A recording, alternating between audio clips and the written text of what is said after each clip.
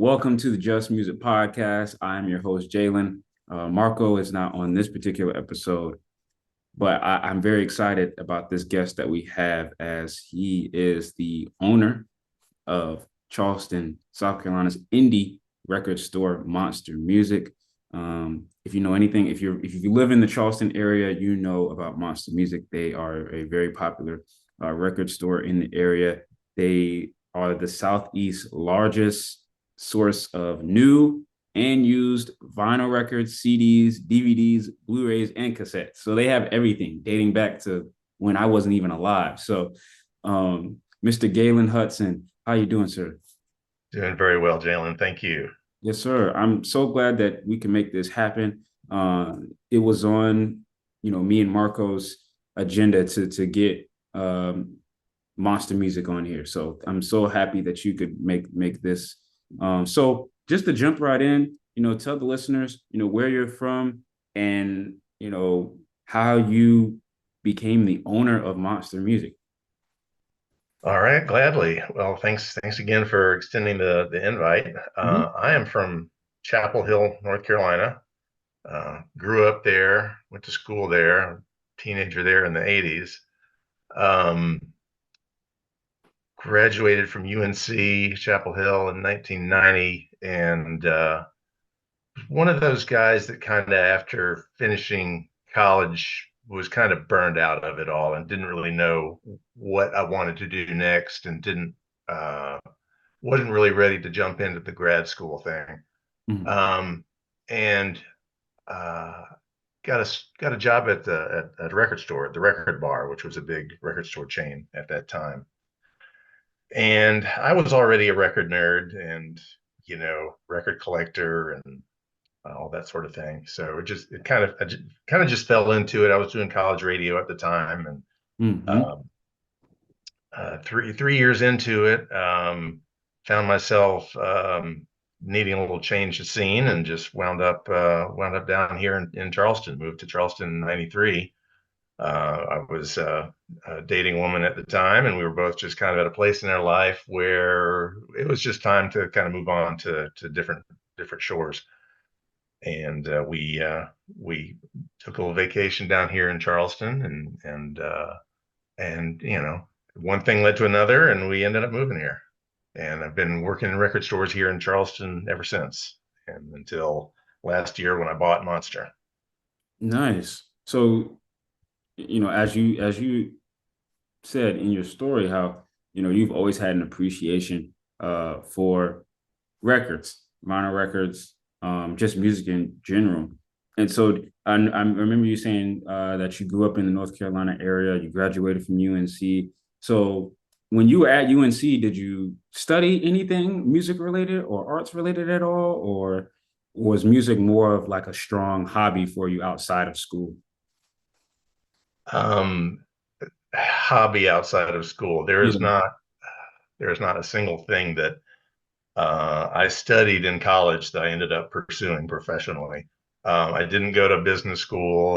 My degree was in psychology, which at the time the joke was it was the next best thing done. Decided, Mhm. um, and in actually my first year in college, I actually went to the University of Chicago. I refused to go locally. And I didn't really know what I was doing in school particularly. I just tried to, went to the most challenging school I could get into. And the whole time I was there, I was more interested in going to record stores than I was doing anything with school. So to answer your question, um, no, I mean, except just, school, my coursework was just always just kind of peripheral to my main interests. Right. Gotcha. Yeah. And I think, being, young and in college, having something to kind of be like your outlet or to be something that can take your mind off of the work and the priority that is school is refreshing. And then for you, it turned out to be um, something that would take you farther than you maybe even realized at the time, because now you own a record store, you have experience in working with record stores. And I was reading a little bit of your interview with Charleston City Paper back in 2011, how you played a huge role in organizing the the Charleston Record Expo.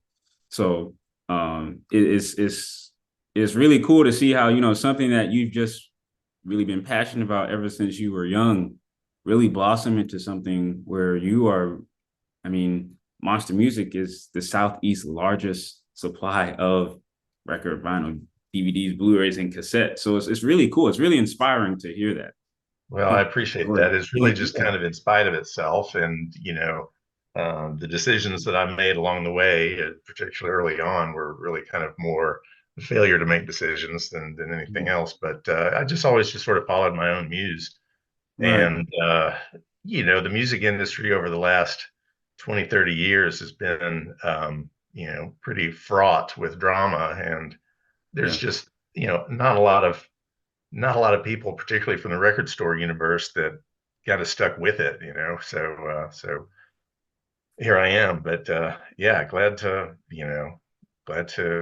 fill you in on in whatever direction you want to go with it.